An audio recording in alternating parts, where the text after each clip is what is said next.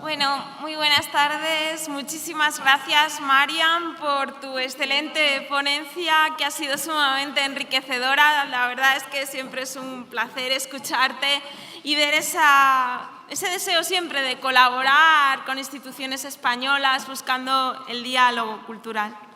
En primer lugar, Abel Mostaza Prieto, de la Universidad de Valladolid, nos va a presentar el despoblado de Fuentes de Duero y su iglesia de Santiago, memoria de un enclave desaparecido y dispersión de su patrimonio. Adelante. Bueno, pues muchas gracias.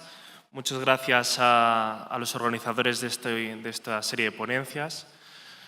He de decir que para mí es todo un orgullo estar aquí porque yo a nivel de hoy todavía soy estudiante, soy ya talludito, ¿no? Pero un eterno estudiante, entonces continúo con esas labores de investigación e incluso de grado todavía. Entonces, poder estar hablando con algunos de ustedes, pues para mí es un orgullo y, bueno, pues un placer estar aquí. Me gustaría comenzar citando a Peridis, a una reciente entrevista que le escuché hace 2 o 3 días, unos días en Serie Historia, cuando él decía que su última novela realmente no es que hablara de Santa María la Real como el lugar emblemático, sino como el lugar de su infancia. Entonces yo quería tomar precisamente el lugar de Fuentes de Duero como el lugar de mi infancia. Yo desde bien niño, desde bien pequeñín, tenía la ilusión de poder entrar en este lugar y esto se ha cumplido recientemente y gracias a ello también pues, hemos hecho una serie de descubrimientos que difieren enormemente en algunos puntos con la historiografía, con la bibliografía que tenemos habitualmente. El título lo he llamado precisamente El despoblado de Fuentes de Duero, ya que hoy en día es un despoblado, ¿no?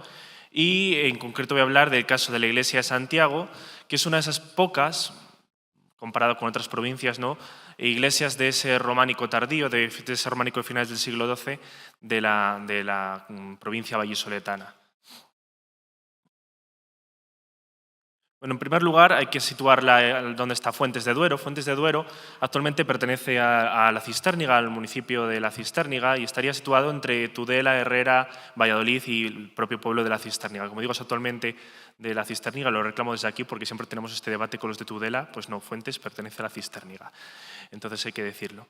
Ahí tienen un plano antiguo de la provincia del año 1779 de Tomás López que precisamente nos sitúa en este lugar y nos lo sitúa no de cualquier manera, sino por la importancia que tuvo históricamente. Es verdad que hoy en día pues, poca gente conoce este emplazamiento y conoce su iglesia, pero tenemos documentación vamos a decir, restos materiales desde la época bacea, ¿no? En los que aparecen los primeros restos vinculados a esta población, no sé si llamarlo tampoco población, ¿no? Y como restos documentales, ahora sí ya en grandes términos, hablaríamos ya de la época de Fernando I y Doña Sancha, que son los primeros vestigios escritos que nos hablan de Fuentes de Duero. Por ahí tenemos también el vestigio de los romanos, tenemos un puente romano del cual conservamos algunas piedras todavía, que yo las he podido ver. Conservamos también una calzada, esa parece más difícil de localizar. También me saldrá, ¿cómo se llama el Real Concejo de la Mesta? Las cañadas reales, pasan 2 cañadas reales, una por el mismo Fuentes, otra por las cercanías. Entonces, para que se den cuenta de la importancia que este despoblado tuvo en su momento y del cual, pues, a partir de precisamente la despoblación y la adquisición particular, pues ha ido acabando por ser una familia la que comande todo el emplazamiento.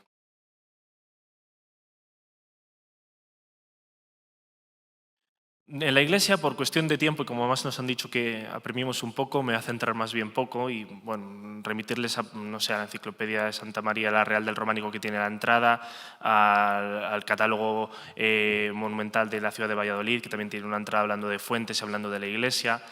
Por ejemplo, algunas fotos que están viendo aquí ahora son de rigorosa actualidad, porque la última vez que se fotografió la iglesia del interior fueron en los años 80.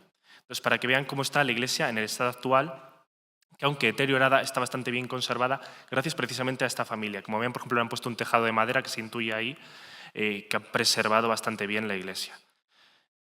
Como digo, no me voy a centrar mucho en la iglesia, porque lo que me interesa más es precisamente ese patrimonio exportado, ¿no? Ese patrimonio vendido. Y sin duda alguna, la obra clave de este lugar es el llamado retablo de Fuentes de Duero, del cual voy a hablar en primer lugar para ver esos cambios, no voy a decir fallas ni faltas, porque tampoco creo que sea, sino quizá mala interpretación de la bibliografía. Hay que decir que cuando el retablo se estudia por primera vez de manera rigurosa es en el momento en el que ya se traslada al museo. Hay unas fotografías anteriores, pero claro, el retablo está en bastante mal estado y ha hecho que algunas escenas se hayan incluso malinterpretado. Tampoco me atrevo a hablar mucho, teniendo aquí a María José, que ha sido precisamente la que la ha estudiado en detalle. Entonces voy a citar algunas de esas cosas que, gracias al contacto con el propio museo, yo lo que hago es hablar con el museo y decir: oye, soy de la Cisterniga, donde estaba este retablo, ¿me podéis mandar toda documentación? Me atendieron de mil amores, me han mandado un montón de documentación, no sé si cientos por lo menos de documentos, lo van a ver aquí en la presentación. Y con algunas de las cosas que me encuentro es precisamente hablando de los ciclos, de las representaciones de este retablo. Bueno, algunas de la bibliografía en parte está correcta, ¿no? La Anunciación, perdón, el encuentro entre San Joaquín y Santa Ana, la Anunciación del Ángel Gabriel. Esta me quiero detener porque Ara Ruiz, por ejemplo, menciona que la parte superior representa a los Reyes Magos. Habla de los Reyes Magos en el momento de la Epifanía. Bueno, pues esto es uno de esos errores precisamente o probablemente fruto de esa agresión, de ese mal estado del retablo en el momento en el que se hace la primera investigación, porque si son Reyes Magos, atribuimos normalmente a los Reyes Magos al número 3, entonces aquí no se llegan a apreciar que muchos, no sé si se ve la flecha, hay mucha más gente a caballo que los 3 Reyes Magos. En la parte superior estaría Dios Padre, y aquí todos estos no se lo llegan a ver: 1 caballo, 2 caballos, 3 caballos, 4 caballos, 5 caballos. Entonces son esos errores que se ha ido perpetrando precisamente por citar la misma bibliografía una y otra vez. Y sin duda alguna, lo que a mí más me llamó la atención, esto podríamos decir, insisto, permítanme la palabra error, que yo creo que es esto, falta de haber visto el retablo como está en su estado actual, y es que aquí se enuncia, mejor dicho, la presentación en el templo. Yo es que en la pantalla del ordenador muy pequeñito, no sé si lo ven ahí ustedes, pero aquí tenemos a este personaje sosteniendo al niño, y no sé si ven que en su mano izquierda tiene una especie de instrumento que asemeja unas tijeras, unas tenazas, por lo cual no estaríamos ante una presentación, sino ante la circuncisión. Entonces ya hay un cambio en cuanto a esta historiografía que les estoy comentando. Finalmente, ahí sí, los 3 Reyes Magos y el momento de la Epifanía. Madre mía, cómo pasa el tiempo, ya llevo 7 minutos. Con respecto a la venta del retablo, como les digo, desde el propio museo me mandan la documentación, y aquí me encuentro con una segunda cosa que me llama bastante la atención, y es que de manera popular siempre se ha atribuido a que precisamente el conde de Cortina es el que vende el retablo, que es el que adquiere la propiedad a finales de los años 20 del siglo pasado, 1929, si no recuerdo mal. Y me encuentro con la documentación, ahora sí, que me cita al párroco de Tudela de Duero. Es decir, en el momento de la venta del retablo, en el año 1927, se autoriza la venta y se autoriza de forma eclesiástica, es decir, la propia Iglesia es la que vende el retablo. Me llama a mí la atención porque precisamente estamos en ese momento, lo que se estaba diciendo, de cambio de propiedad, ¿no? De la adquisición por parte del conde de la Cortina. Investigando me doy cuenta de que por un lado está la propiedad de la Iglesia, que la Iglesia sigue perteneciendo, en este caso pertenecía al Obispado de Valencia, y por otro la propiedad civil, que sería el Infantado de Valladolid, lo cual pues, da explicación de que la Iglesia perteneciera, en este caso, bueno, no es que se perteneciera, sí, al Obispado de Valladolid, y fuera el cura de Tudela quien tuviera que emprender una serie de obras, probablemente el tejado de Tudela de Duero, de la iglesia de Tudela, y decidió venderlo para poder arreglar el tejado. Esto es algo muy típico también en muchos pueblos de España. Ahí les tengo una fotografía antigua de donde se supone que estaría el retablo, este retablo mayor, que es la segunda cosa que me llama la atención. Cuando hablo con Ricardo, el propietario actual de Fuentes de Duero, me dice: es muy raro que ese retablo estuviera ahí. Actualmente ven que tiene un retablo renacentista, se cita en las fuentes también un retablo renacentista, pero se cita habitualmente como que el retablo estuvo en el altar mayor. Yo estoy en la iglesia y el altar es relativamente pequeño en comparación con luego van a ver el tamaño del retablo. Y veo que en unas fotografías antiguas, se la traigo después, pensaba que venía ahora, se la pongo después. Bueno, en definitiva, el retablo se vende en 1927 y me encuentro con que Levi, no Levi el de San Baudelio, sino Adolf Levi, lo adquiere en propiedad, bueno, copropiedad con otro propietario que no sabemos quién es, precisamente en Fuentes de Duero. Yo he visto en algunos lugares cómo cita la venta hacia París. Desconozco si esto es así. En las fuentes originales, en los documentos que me han mandado desde el Museo de Fine Arts de Springfield, en Massachusetts, que es donde está actualmente el retablo, certifica que Adolf Loewy lo compra en persona antes de la Guerra Civil Española. Y luego dice que durante el traslado se produce la Guerra Mundial, la Segunda Guerra Mundial, y pierde parte de la documentación, por eso no sabemos quién es el copropietario del retablo. Actualmente, como les digo, está en este museo, en este complejo museístico, porque son distintos museos. Entre ellos, pues, por ejemplo, es el lugar de nacimiento de este personaje que no sé si lo conocen, el Dr. Sayus, que no sé si conocen al gato Maragato, pero seguro que a todos les suena el Grinch, el famoso duende verde de Navidad que odia la Navidad. Bueno, pues el Dr. Sayus nace en Springfield y es en este museo donde encontramos el retablo de Fuentes de Duero en la actualidad. Estoy yendo muy rápido, espero que luego en las actas quede mejor reflejado todas estas ideas. Actualmente, como les digo, es un complejo, tiene diferentes tipos de museo dentro del propio museo, ¿no? Y uno de ellos está dedicado a las bellas artes y es donde encontramos precisamente en la zona de medieval el retablo de Fuentes de Duero, que tiene una serie de obras medievales y van a ver ahí al pasar el retablo, para que vean el tamaño que tiene.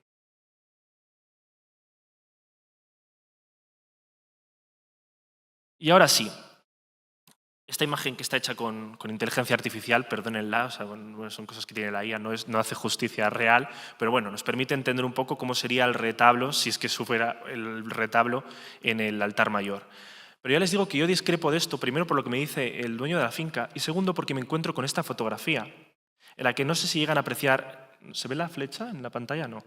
Bueno, en la parte inferior izquierda del retablo no sé si llegan a apreciar un zócalo, una especie de. Sí, un zócalo. Bueno, pues cuando yo entro en la iglesia de Santiago me encuentro que hay dos zócalos, uno en la nave norte y otro en la nave sur. Y me encuentro que el zócalo que aparece representado es un zócalo de Santiago, un zócalo de tipo jacobeo, por lo cual el retablo, que lo ven ahí junto con el zócalo, no estuvo en el altar mayor. No quiere decir que en el pasado no estuviera, ojo, en el momento en el que se compra, en el momento en que se toma la fotografía, el retablo no estaba ahí. Puede que en otro momento sí que hubiera estado. Hablando con Ricardo, bueno, esto no sé hasta qué punto se puede contar, ¿no? Él tiene varias documentación precisamente cuando adquiere la finca, cuando adquiere la propiedad, y él me dice que sospecha que el retablo procede de una casa dominica que existiría en Tudela de Duero, una casa que tendrían allí los monjes y que de mayores dimensiones y que probablemente procediera allí. Como digo, todavía no lo puedo afirmar, lo suelto aquí con muchas comillas, a la espera de leer esa documentación y ver si cita el retablo o no cita el retablo. De lo que no cabe duda es que por las dimensiones del retablo, en primer lugar, esa iconografía representada estaría un tanto equívoca, insisto, por el propio traslado. En el momento en el que se traslada un cajón cae sobre el retablo, daña bastante algunas de las piezas, por lo cual podríamos ver por qué cita en vez de la circuncisión la anunciación, la presentación en el templo. O elementos como la ubicación del retablo y su probable procedencia, ya que no tiene sentido no tiene sentido. Estas cosas nunca se saben, nunca te dejas de asombrar, ¿no? Pero que una iglesia rural de pequeñas dimensiones albergara un retablo de finales, de 1400, en torno a 1490, de finales del gótico, de estilo brabantino, de tan alta calidad para una iglesia rural, probablemente de esa iglesia procedente, o esa casa, mejor dicho, de origen dominica.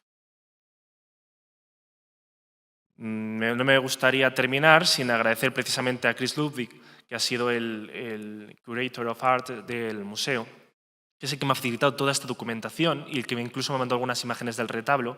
Tienen pendiente ahora sacarlo en detalle, a ver si podemos ver todavía más de cerca esa circuncisión.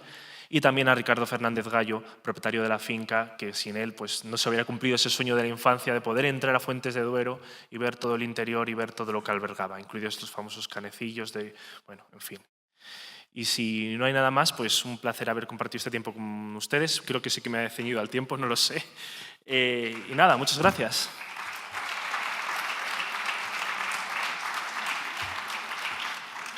Muchísimas gracias, Abel, por haber sido tan claro, una exposición tan atractiva y haberte ajustado tan adecuadamente al tiempo. Así que habrá que ir a las actas, al libro de este congreso y leer todos los detalles. Muchísimas gracias. Muchas gracias. Seguimos a continuación con Rodrigo Saiz, de la Fundación Ars Burgensis, que se ocupa de la gestión del patrimonio de la diócesis de Burgos, que va a presentar su comunicación Quintanilla de las Viñas, Londres, Burgos, última parada de unos bienes milenarios. Muchísimas gracias, Rodrigo.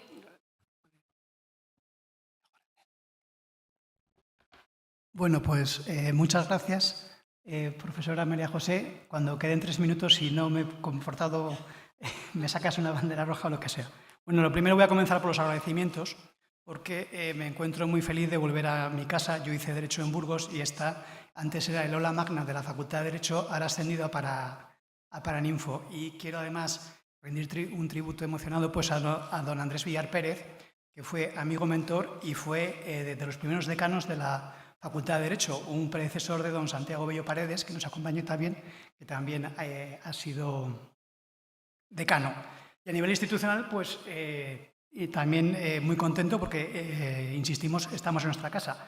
No lo conocen ustedes, pero la Fundación Ars Burgensis, entre su patronato, pues cuenta con el profesor René Payo, porque la Universidad de Burgos es miembro del patronato de la Fundación a través de la Cátedra de Patrimonio Alberto Ibáñez. Entonces, bueno, pues cuando uno está en casa siempre está contento.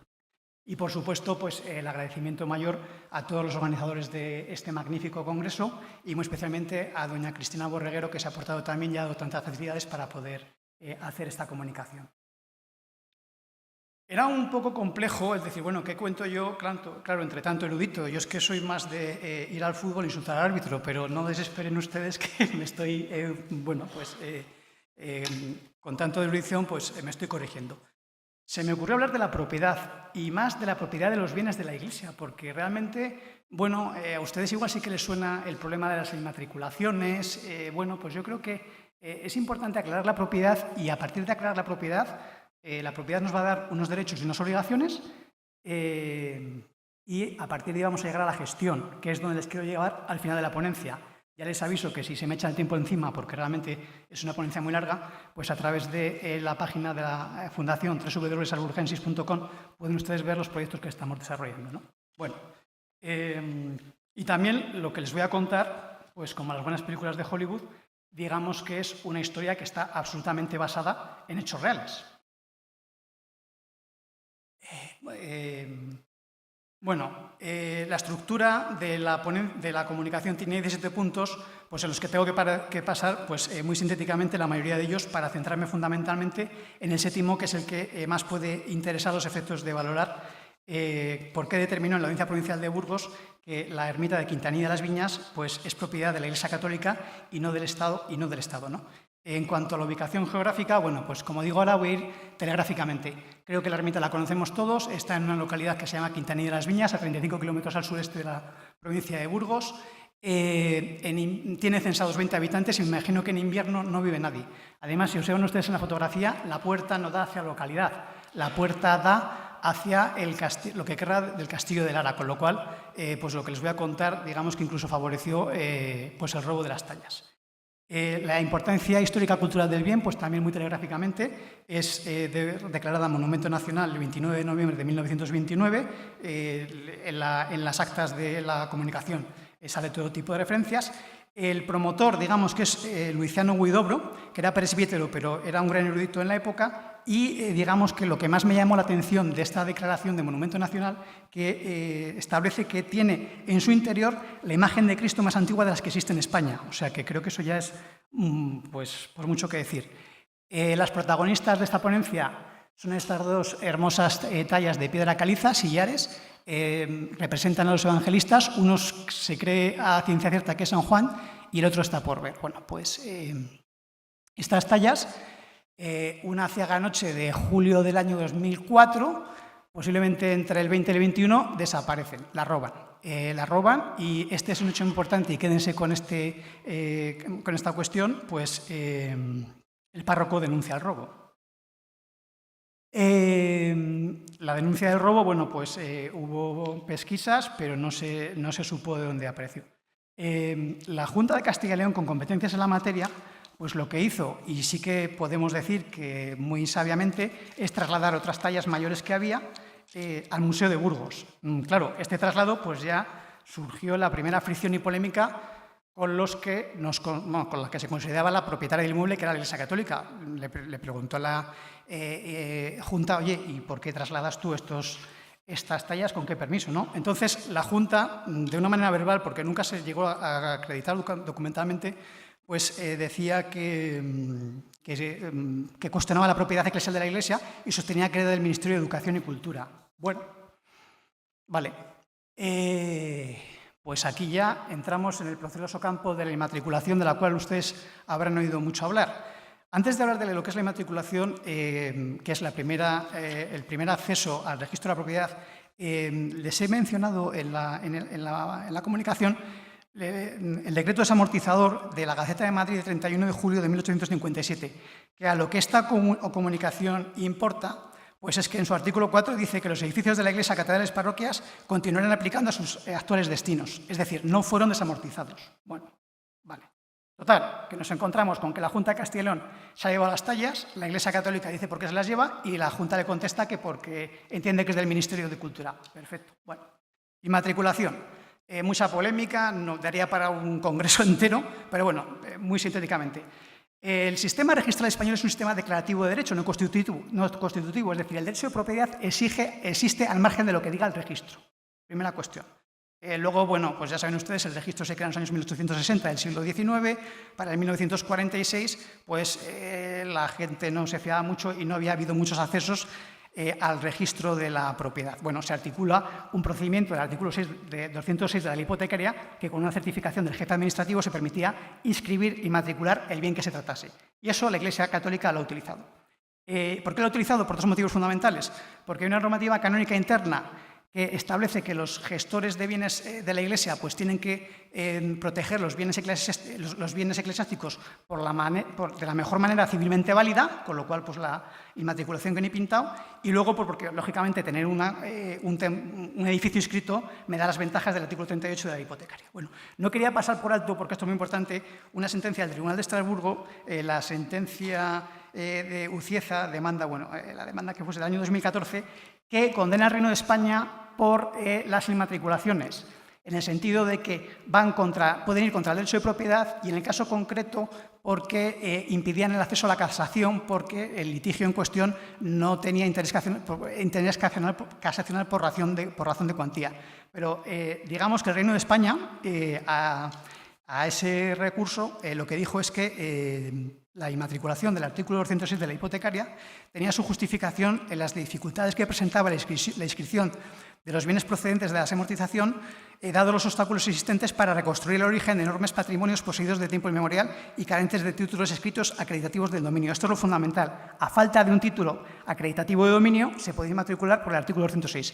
Esta facultad para la Iglesia Católica desaparece en el año 2015, pero, sin embargo, continúa para las administraciones públicas territoriales.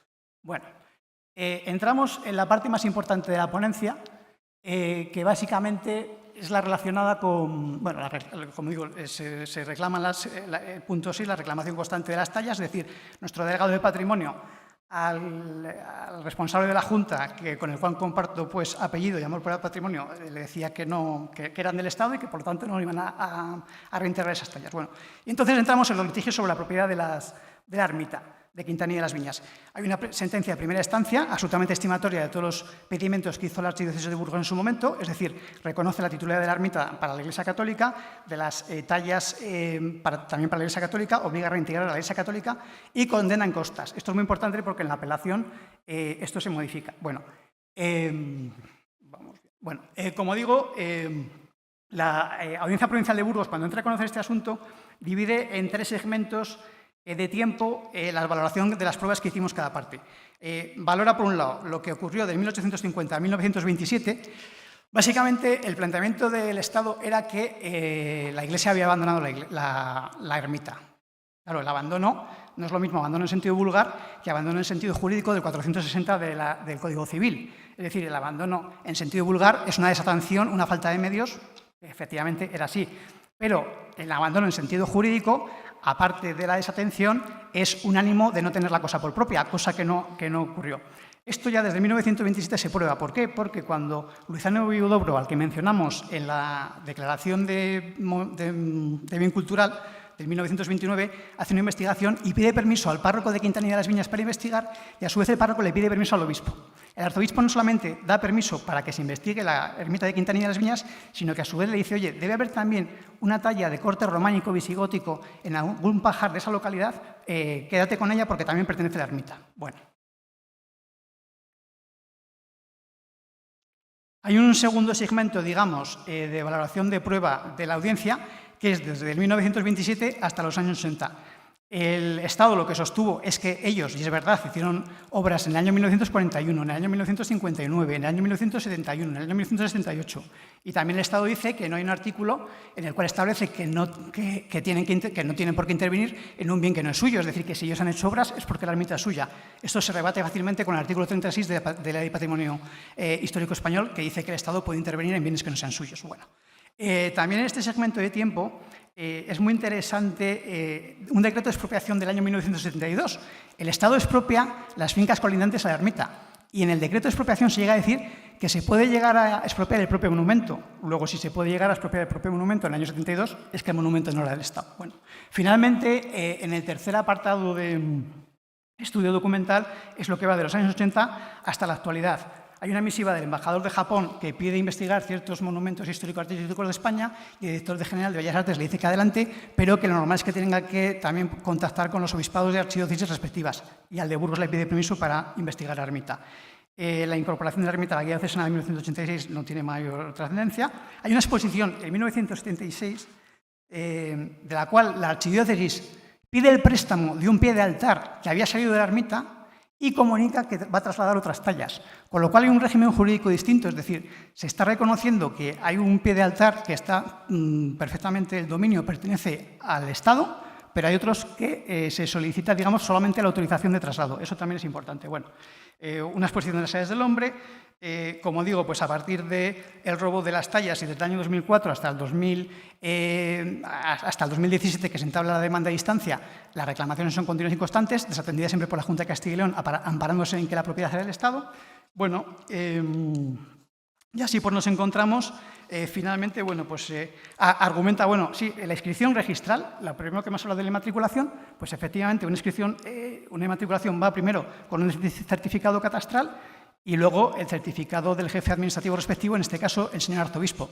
Bueno, el catastro se puso a nombre de la Iglesia y así pudo inmatricularlo. Bueno, pues total, que al final la audiencia provincial entiende que en virtud, pues que la propiedad es de la Iglesia, pero en virtud de posesión inmemorial, prescripción extraordinaria del artículo 1959, es decir, porque la Iglesia lo ha tenido siempre con ánimo rein sibi vende. Como dije, las costas, entendió la audiencia provincial que había muchas dudas de hecho y, por lo tanto, pues exoneró de pagar las costas al Estado. Bueno, retomamos a nuestras amigas y compañeras las tallas y nos plantamos que en un jardín inglés, en el año Vamos a ver. Bueno, en el jardín inglés aparecen unas tallas, bueno, que son las robadas en el año 2004. Esto, al que llaman el Indiana Jones del arte, Arthur Brown, pues los localiza allí. Estuvieron a punto de ir al Támesis, pero eso es otra historia que en su momento les contaré. Se trasladan a España, la directora del Museo de Burgos va a la Embajada de Londres, efectivamente se comprueba que son las tallas verdaderas, y vuelven otra vez a España. Y lo bueno, lo gracioso del tema es que vuelven a España, pero se depositan en el Museo de Burgos, porque el director general de Patrimonio dice que una vez sustraídas y habiendo salido ilegalmente de España, que pertenecen al Estado, sí, han salido ilegalmente de España, pero oiga, mire, por un lado, la Audiencia Provincial de Burgos me ha dicho que la ermita es nuestra y, por otro lado, tengo la denuncia del robo de las tallas. Bueno, el recurso contencioso administrativo al canto lo ganamos en virtud básicamente del artículo 29.3 de la misma Ley de Patrimonio del Estado, que establece que cuando el titular acreditase la pérdida de sustracción, pues tiene derecho a recuperarlo esto, previo pago por caja y de la tasa correspondiente de los gastos ocasionados. Bueno, Total, que tenemos ya las tallas y... 2 minutos, bueno. Total, que ¿dónde van a acabar las tallas? En el Museo Retablo. Es un museo fantástico, los que son de Burgos me imagino que todos los conocerán. Los que no lo conozcan, pues que suban a conocerlo porque es prácticamente único en el mundo. Tenemos 36 retablos recuperados y es una maravilla. Y bueno, la gestión del Museo Retablo lo va a coger, la tiene ya de hecho la Fundación Alburgensis y a partir de ahora ya es mirar al futuro pues con los proyectos que tenemos. Y a serie de conclusiones, bueno, pues que está muy bien los equipos multidisciplinares de historiadores del arte, de jurídicos, de restauradores y que pues tenemos un ecosistema en Castilla y León en materia cultural cada vez mejor. Pues nada, más o menos lo dejo así. El que quiera estar en las actas, pues muchas gracias.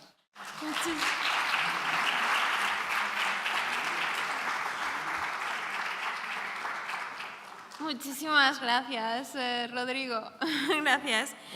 Bueno, a continuación, Cristina Aldrich, que viene del Meadows Museum de Dallas, que desarrolla su investigación en el Institute of Fine Arts de Nueva York, nos va a presentar la cabeza de Cristo o de un santo que se encuentra en el Museo de Rhode Island, y Walter Cook, Josep Gudiol y la dispersión de la escultura medieval española. Gracias, Cristina. Bueno, buenas tardes y muchísimas gracias por estar aquí y a los que han organizado el congreso también.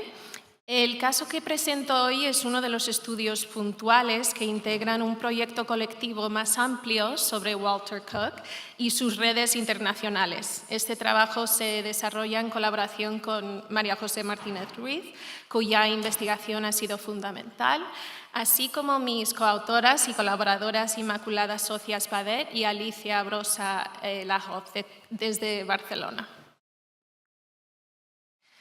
La llegada en 1959 de una monumental cabeza de madera policromada tradicionalmente vinculada a Sahagún, León, al Museo de Providence, Rhode Island, no puede entenderse solo como la biografía de un objeto, es sobre todo una historia de redes académicas, archivos fotográficos y mediaciones institucionales que articularon la circulación del arte medieval entre España y Estados Unidos en el siglo XX. Y el centro de estas redes se sitúa Walter William Spencer Cook, una figura recordada principalmente por su papel institucional y académico, pero cuya influencia operativa ha sido menos analizada de manera sistemática. Cook no fue una figura ampliamente conocida fuera de los círculos especializados. Director fundador del Institute of Fine Arts de la Universidad de Nueva York, actuó como asesor de museos clave como el Metropolitan Museum of Art, el Museum of Fine Arts en Boston y la Hispanic Society of America, entre muchos otros.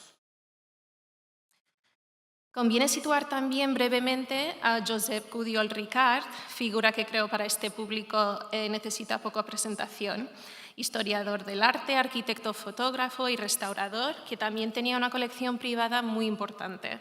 Su relación con Cook fue una de las más decisivas de toda su trayectoria y se gestó a través de un vínculo previo fundamental, que fue Josep Gudiol i Cunil, tío de Gudiol Ricart y pionero de los estudios de arte medieval catalán y primer punto de contacto de Cook con las redes eruditas y patrimoniales de Cataluña. Como ha señalado también Inmaculada Socias Badet, la relación entre Cook y Gudiol fue menos la de colegas que una dinámica casi paterno-filial, marcado por la autoridad académica de Cook y a través de él Gudiol accedió a museos, por ejemplo en Toledo, Ohio, archivos y bibliotecas americanas, también como la Frick Museum, y se integró en redes que conectaban investigación, archivos fotográficos y decisiones museísticas. Esta colaboración cristalizó en proyectos visibles como, por ejemplo, pintura e imaginería románicas de la serie Ars Hispania, pero también en prácticas menos explícitas, como en algunos casos documentados, intermediación de la transferencia de obras. De hecho, de las más de 400 figuras reproducidas en la segunda edición de Ars Hispania, al menos 56 aparecen como procedentes de colecciones particulares o con indicaciones que su localización debería ser verificada y que estamos trabajando en ello. lo que invita a plantear una pregunta también metodológica clave, que si estamos ante un corpus cerrado o ante la documentación de un momento de circulación todavía abierta, en el caso de esta publicación. Cook se formó en Harvard University y Princeton bajo la dirección de Chandler Post y Charles Morey, y su educación combinó un análisis visual atento con los incipientes sistemas de clasificación iconográfica y archivística, métodos que luego marcarán también de forma decisiva su producción posterior. El trabajo de campo temprano de Cook en España, iniciado a comienzos de la década de los 20, está documentado a través de correspondencia, álbumes de viaje y fotografías hoy conservados en el archivo del Institute of Fine Arts, que ahora se encuentra en los Cloisters de Nueva York. Esta investigación de Cook culminó en su tesis doctoral y en una serie de artículos sobre pintura románica sobre tabla, publicada en The Art Bulletin, que sigue siendo referencias fundamentales para el estudio del románico catalán. Ahora, a lo largo de su carrera, Cook construyó una red densa y duradera de contactos a ambos lados del Atlántico, articulada en torno a universidades, museos y también archivos. Desde su nombramiento en 1932 como director del IFA, operó como un nodo institucional, conectando formación académica a trabajo de campo, archivos, museos como el Metropolitan, el Fogg Museum en Boston, también de Harvard, o el Nelson Atkins Museum, sin competir con ellos en el coleccionismo. La correspondencia conservada hoy en museos en Estados Unidos y en España muestra cómo Cook y Gudiol activaron esta red tanto para fines académicos como para operaciones vinculadas al mercado también. Casos concretos como el de las pinturas murales de San Pedro de Arlanza no se desarrollan aquí, pero han sido analizadas en profundidad por Ima Socias, quien ha documentado el papel central de ambos, Cook y Gudiol, en estas dinámicas. Cook además defendía de forma explícita que las instituciones eran más importantes que los objetos individuales, una convicción que estructuró el modelo del IFA desde sus inicios. Al explicar por qué el Institute no crearía un museo docente propio, afirmó que debía situarse junto al Metropolitan Museum of Art porque ellos comprarían las obras de arte, mientras que nosotros gastaríamos el dinero en los profesores.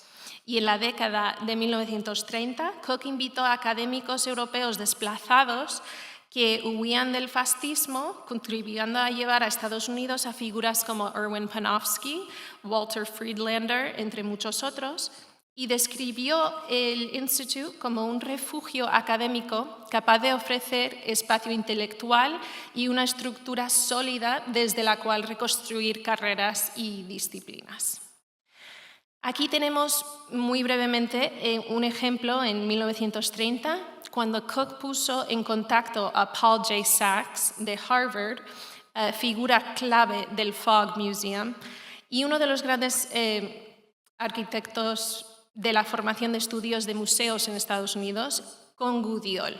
Y de estos ejemplos hay muchos, de poner en contacto a varias personas con diferentes fines. Y con este contexto paso brevemente al objeto en el centro de este caso.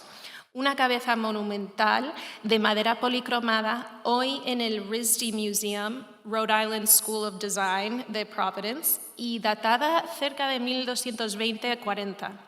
Tallada en nogal y de más de 80 centímetros de altura, su escala refuerza su carácter monumental.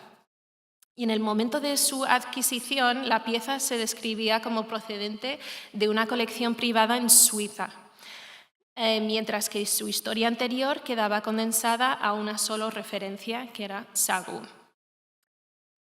Ángela Franco Mata ha estudiado esta cabeza tanto en su libro Arte Leonés fuera de León, como en su ponencia presentada aquí en Nostra et Mundi el año pasado. En ambos contextos destaca de forma clara la tradicional con Santiago, señalando que el tamaño colosal de la pieza y la ausencia de atributos iconográficos hacen inviable esta propuesta. En su lugar, defiende su identificación como San Cristóbal, apoyándose en la larga tradición medieval de representaciones monumentales del santo en Europa. Frente a Stephen Jenke, quien subrayó las afinidades con la escultura de Chartres y propuso una cronología a comienzos del siglo XIII. Ella observa relaciones más convincentes con la escultura monumental de Estrasburgo, especialmente en el tratamiento del cabello, la barba, y sugiere una datación algo más avanzada a mediados del siglo XIII. Y en cuanto a su procedencia, Franco Matar recoge también la información transmitida por Gudiol, que pone la cabeza procedencia del torno de Sahagún. Ahora, gran parte de lo que creemos saber sobre la cabeza procede de los propios escritos de Gudiol. En la segunda edición de Arts d'Hispània, porque estos objetos no aparecen en la primera edición de 1949-50, describe dos cabezas monumentales vinculadas a Sahagún, al monasterio. Afirma haber visto la primera en la década de 1930 en la tienda de un anticuario de Valladolid. Pero esta cabeza, si alguien lo ha visto, por favor, dime, porque ha desaparecido.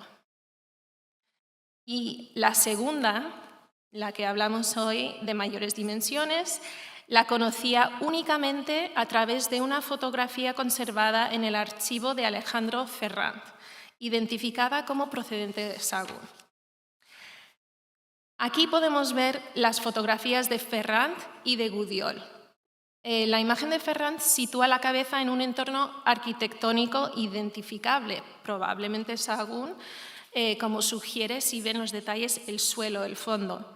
En las fotografías posteriores de Gudiol, la pieza aparece ya fuera de contexto, documentada en un entorno distinto, posiblemente en un estudio de Barcelona o incluso de Suiza. Y gracias a la correspondencia conservada en el RISD Museum, cartas intercambiadas entre Cook, Gudiol y entonces director del museo David G. Carter, es posible reconstruir con detalle la cronología de la venta y las fases del proceso de adquisición.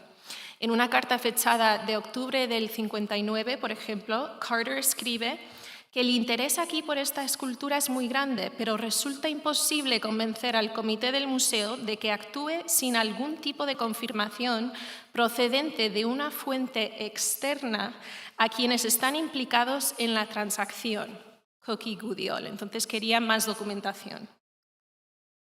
Y la cronología que sigue permite ver este proceso de forma un poco sintética. El punto de partida está en las primeras fotografías de Gudiol en los años 30 y en el archivo de Alejandro Ferrand, que sitúa la cabeza en Sahagún. El momento decisivo llega en octubre del 59, cuando RISD exige una validación externa y entra en escena George Zarnecki desde el Courtauld Institute en Londres. A partir de ahí, la adquisición se acelera. Confirmación de la compra, tránsito por una colección privada en Suiza vinculada a Denis de Marignac y finalmente llega a Providence y entra en la colección de RISD. Otras cartas desplazan el foco de la autenticación a la logística, pero el lenguaje sigue siendo cuidadosamente medido.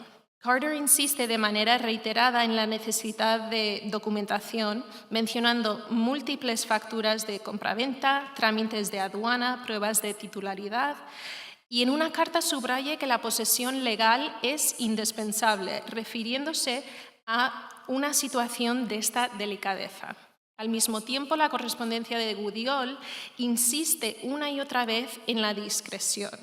Su nombre, al igual que el de Cook, no aparece en ningún documento destinado al ámbito público. Ninguno de las dos figuras figuran como propietario ni como vendedor. Y aquí podemos ver cuando celebró el New York Times la adquisición a finales del 59, describió la obra como una de las piezas más importantes de escultura medieval jamás incorporadas a un museo estadounidense.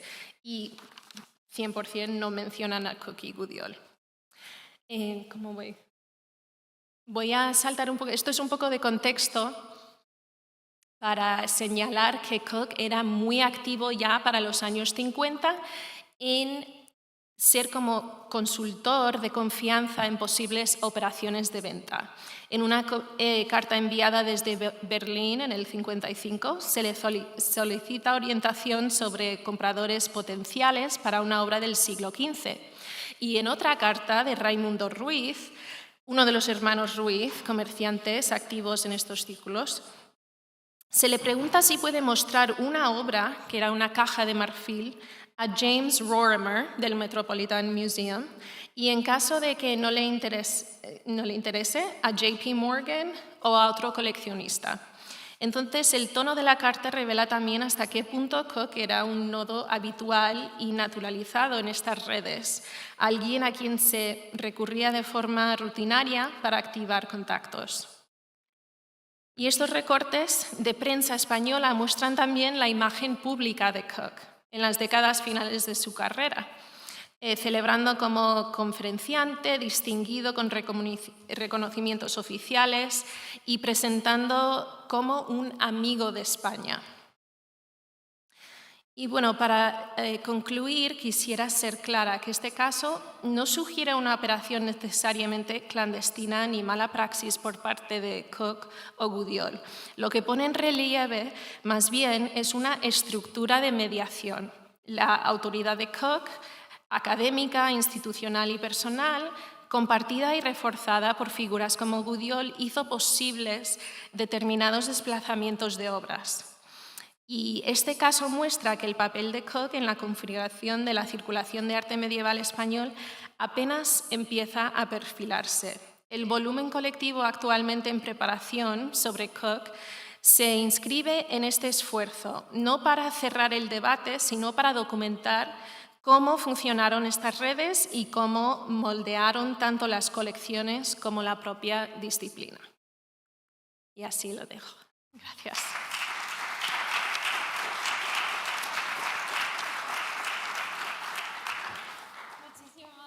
Muchísimas gracias, Cristina. Vamos a seguir con ese lado oscuro de los historiadores del arte a la vez que marchantes, y en este caso de Gudiol, de la mano de Neko Tudurizuyaga, de la Universidad del País Vasco, quien nos va a exponer su comunicación que versa sobre entre el encargo institucional y el expolio, un acercamiento a la realización de arranques de pintura mural por los hermanos Gudiol en Navarra, 1943-1948. Bueno, buenas tardes. ¿Se me oye bien? Sí. Muchas gracias a la organización del Congreso por aceptar esta investigación mía que he realizado en los últimos meses en el Archivo de Príncipe de Viana, en Navarra, en Pamplona. Y bueno, después de la ponencia tan interesante de Cristina, yo voy a continuar ahondando en esta cuestión, en este caso de Josep Gudiol, pero sobre todo de su hermano Ramón, que es menos conocido, que es el restaurador, y todo centrado en Navarra. Bueno, en mi tesis doctoral investigué los nuevos conjuntos de pinturas murales góticas descubiertas en Navarra desde los años 90 y no me metí en revisar la historiografía sobre las pinturas murales que fueron arrancadas por Ramón Gudiol en los años 40, hoy expuestas en el Museo de Navarra y que han supuesto la base de la historiografía de la pintura medieval en Navarra.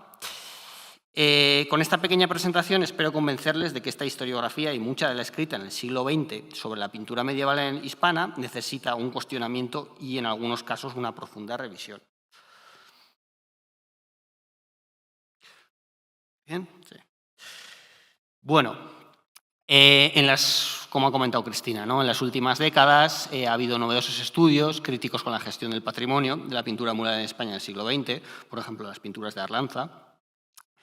Pero yo he hecho en falta, por ejemplo, en el caso concreto de Navarra, a excepción de la tesis que veis ahí, de Mercedes Mutilo Oria, poca presencia, una aproximación crítica a esta gestión patrimonial, sobre todo de la pintura mural. No solo de la pintura mural, como hemos visto con Cristina, sino, pero en este caso de la pintura mural, en el caso que estudio yo.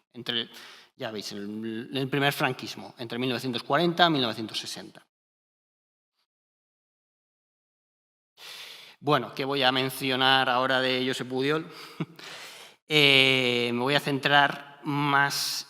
bueno, igual de Josep solo mencionar esa doble faceta, ¿no? De divulgador, de estudioso, de amante del arte medieval, que se ve en toda su documentación epistolar, pero al mismo tiempo de que logra lucrarse, y en el caso navarro es muy llamativo, y vivir de todo este tráfico y estudio, y al mismo tiempo divulgación, ¿no? de todo el patrimonio medieval hispano.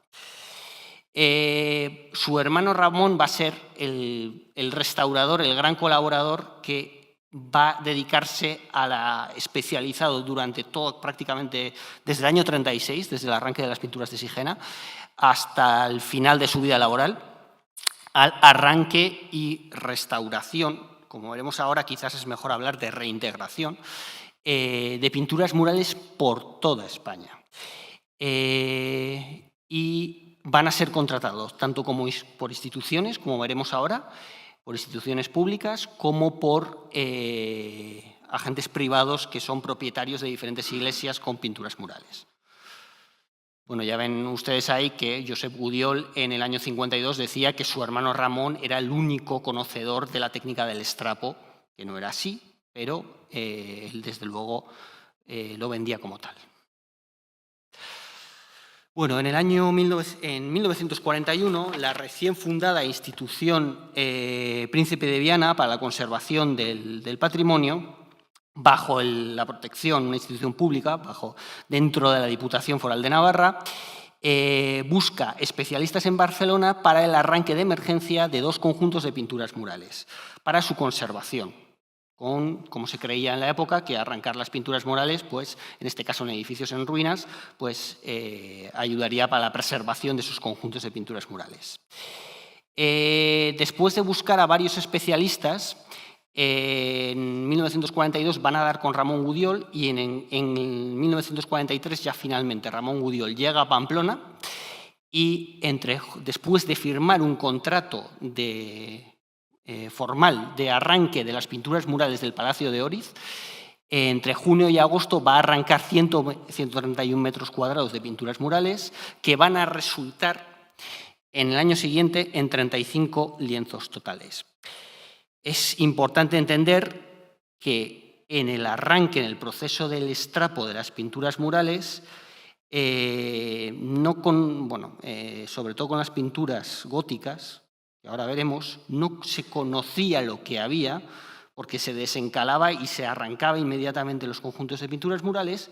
Ramón llevaba esos negativos realizados al estrapo y los positivaba en Barcelona, en su taller en Barcelona. Entonces, las instituciones navarras no van a conocer realmente el contenido de esas pinturas murales hasta que vuelven a Pamplona, en este caso en julio de 1944. Entonces, hay prácticamente 9 meses de restauración de las pinturas murales de Óriz. En 1944, el 2 de julio, ya ven ustedes ahí, que van a volver las pinturas murales de Barcelona restauradas, esos 35 lienzos, a Pamplona, inmediatamente Ramón Gudiol va a firmar otro contrato con la institución Príncipe de Viana para arrancar ya 5 conjuntos de la Catedral de Pamplona, entre ellos el mural del refectorio de la Catedral de Pamplona,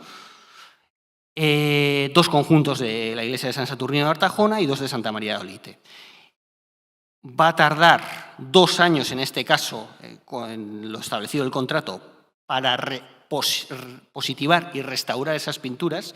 Se devolverán todas, se terminarán de devolver en el año 46 y en el año 48 se volverá a arrancar un último conjunto de pinturas murales en los años 40, las de la iglesia de San Salvador de Gallipienzo. Bueno, consultando toda la documentación que se conserva en el Archivo Príncipe de Viana, toda la documentación epistolar de Josep Gudiol, porque el que establece los contactos es Josep Gudiol, no Ramón. Entonces, el que mantiene el contacto empresarial es su hermano Josep. Pues aquí se ve bien cómo va evolucionando una política que en un principio sí que es por la mínima restauración, por el arranque y el salvamento de las pinturas murales, En el caso de Oriz, por su restauración discreta cuando sea absolutamente necesaria, como ven ustedes ahí en el contrato. En el año 44 se habla que el señor Gudiol, Ramón, se compromete a arrancar, traspasar y restaurar, ya restaurar en genérico. Y en el año 48, con las pinturas de Gallipienzo, se habla de que todas estas operaciones serán ejecutadas en la forma de costumbre, empleando siempre los materiales mejores y más adecuados, dejando las pinturas murales completamente restauradas. Entonces, aquí se está perfectamente documentado un cambio de criterio de que pasa de una mínima restauración a reintegraciones o a restauraciones completas, ¿no? Bueno, ahí ven ustedes el Palacio de Oriz, a las afueras de Pamplona, cómo se arrancan esas pinturas murales renacentistas tan interesantes en el verano de 1943, pero yo quiero centrarme en las pinturas góticas de la Catedral de Pamplona. Bueno, muchos de ustedes conocerán el que hoy está en el Museo de Navarra, el mural del refectorio de la Catedral de Pamplona, que ocupaba este espacio entre las dos lancetas góticas, que se desencala ese mismo verano de 1944 y inmediatamente Ramón Gudiol lo arranca. Bueno, está firmado por el pintor más importante de la historia del arte medieval navarra. Bueno, ya ven, datado entre el 30 al 35 del siglo XIV, 6 metros de alto, casi 4 de ancho, y desde el año 56 está en el Museo de Navarra. Bueno, en 1986, la profesora Carmela Carra Ducay, que fue el primer estudio sistemático de estas pinturas navarras, la realizó en su tesis doctoral, localizó en el mercado del arte y colecciones privadas de Barcelona 20 arranques de pinturas murales que se consideraron extras o secundarios, que en ese momento se consideraron como sinopias o segundos arranques de estas pinturas de la Catedral de Pamplona. Esto es, en el mercado privado barcelonés del arte andaban circulando fragmentos de estas pinturas, de pequeño formato, de un formato cómodo y enmarcable. Ella supuso que eran sinopias, luego más tarde, en la historiografía más reciente, se han considerado segundos arranques. Leyendo las cartas manuscritas de Josep Gudiol, pues he llegado a la conclusión de que estos son pruebas de arranque. Esto es, estos son las pinturas originales, aquellas que están en el mercado en el que se encontraron, bueno, las localizó Carmela Carra Ducay en el mercado de arte barcelonés. Bueno, aquí ven ustedes esta prueba de arranque realizada por Ramón Gudiol entre el 2 de julio y 20 de julio del año 44, ya para el año 88 vendida en el mercado de arte de Barcelona. Y aquí ven ustedes lo que entregó Ramón Gudiol al Museo de Navarra.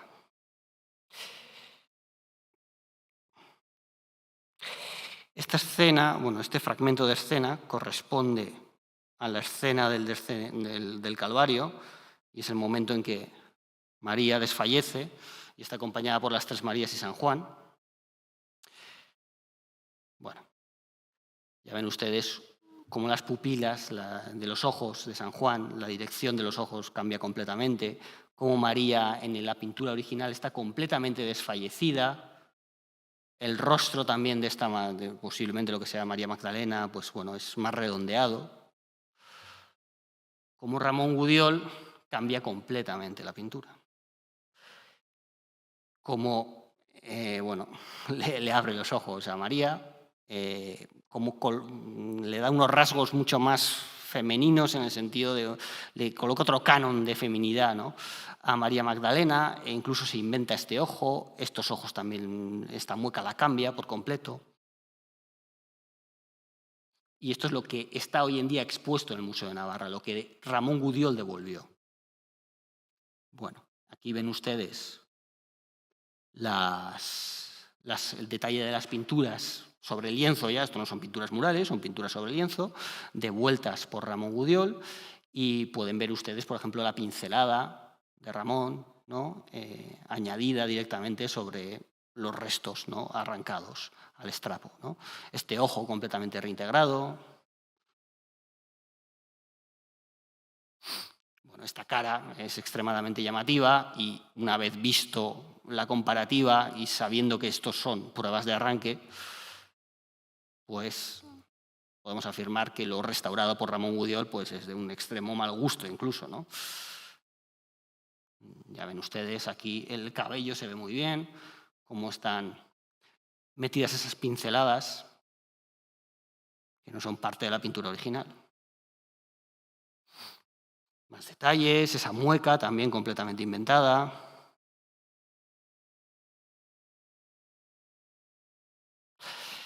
Y no solo es que se inventase detalles o los cambiase completamente, sino que cuando le molestaban, los omitió también. Alrededor de este escudo heráldico ha habido un gran debate historiográfico y lo sorprendente es que, claro, Ramón Gudiol borró o no restauró esta serie de figuras o de líneas, de manchas, perdón. Aquí había una figura en origen, pero llegó en tan mal estado que no se puede identificar.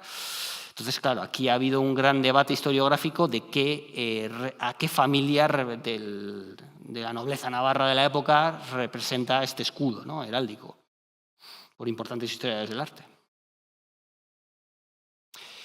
Bueno, y siempre se habla de los arranques exitosos al estrapo. Nunca se habla ya saben ustedes lo peligroso que es el estrapo, lo destructivo que resulta. Y, pues bueno, ya voy terminando. Aquí tenemos unos estrapos fallidos de Puente de la Reina. Y ya por ir terminando, Gallipienzo, pues bueno, arranques también tras el paso de Ramón Gudiol, que parece que Josep, bueno, menciona que las pinturas quedaron prácticamente destruidas antes de su paso. No es cierto por esta fotografía de Ramón. Bueno, pues aquí sí estaban las pinturas y así quedaron tras el paso de Ramón y Josep, ¿no? La presentación en el templo sí se devolvió al Museo de Navarra como estrapo, pintura sobre lienzo. La resurrección, pues es un misterio, ¿no? Pues ha quedado así y no se devolvió la escena de la resurrección al estrapo o ya sobre el lienzo.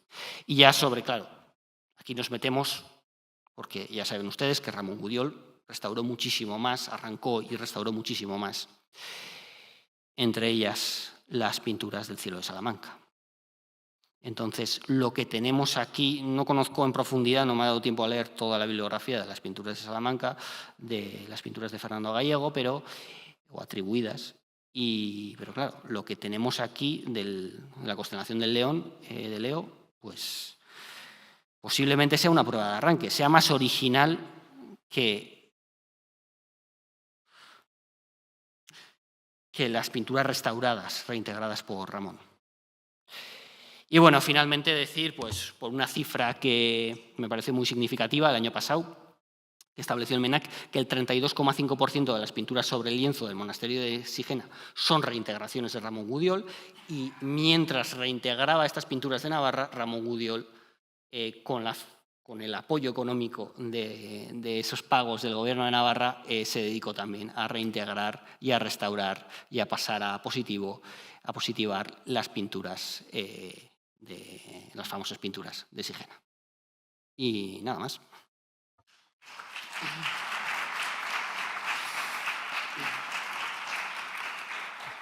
Bueno, muchísimas gracias, Eneco. A continuación, Javier Pérez Flecha González, de la Universidad Complutense de Madrid, nos va a presentar su comunicación que versa sobre Alice Baldwin Weber, una marchante de tejidos españoles europeos entre América y Europa. Muchísimas gracias, Javier. Bueno, muchas gracias a ti y... bueno, muchas gracias a ti y gracias al comité por permitirme hacer aquí una ponencia sobre Alice Baldwin, una marchante de tejidos antiguos que estuvo entre España y América, que es importante para nosotros, pues conserva en su archivo en Yale casi toda la documentación que generó, tanto las relaciones de piezas como las facturas luego cuando fue vendiendo cada pieza. Bien, Alice Beer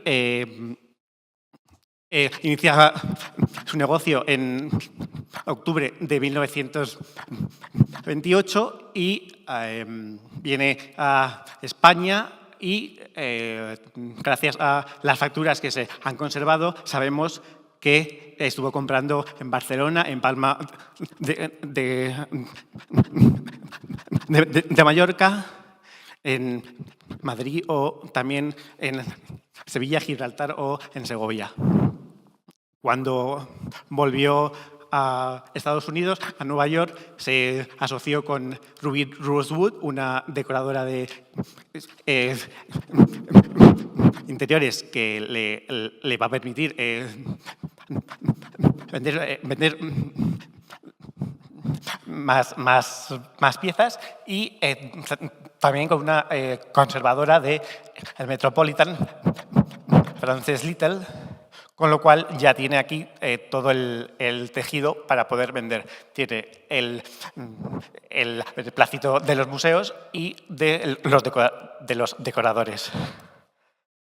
Bien, en España, cuando fue, cerró acuerdos con Bain y con José Weisberger, en los que ellos les enviaron piezas a su negocio para que ella las intentara vender a cambio de una comisión. Ellos los coleccionistas, les escribían, escribían, mejor dicho, cartas con los contenidos de cada paquete que les enviaban, con un precio aproximado de venta que les podía, por el que la pieza se podía vender. También, bueno, se conservan, como he dicho, las relaciones de piezas de casi todos los envíos, y cuando Alice recibía una pieza, bueno, les ponía un ticket con las iniciales del coleccionista, una descripción de la pieza y las medidas.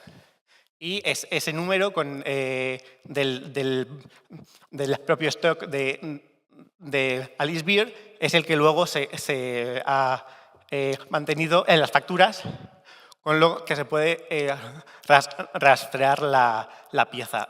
Como podéis ver en la imagen, aquí el número 72, luego se vuelve a ver aquí JAW, que es José Arnaldo Weisberger, número 72, se puede ver ahí.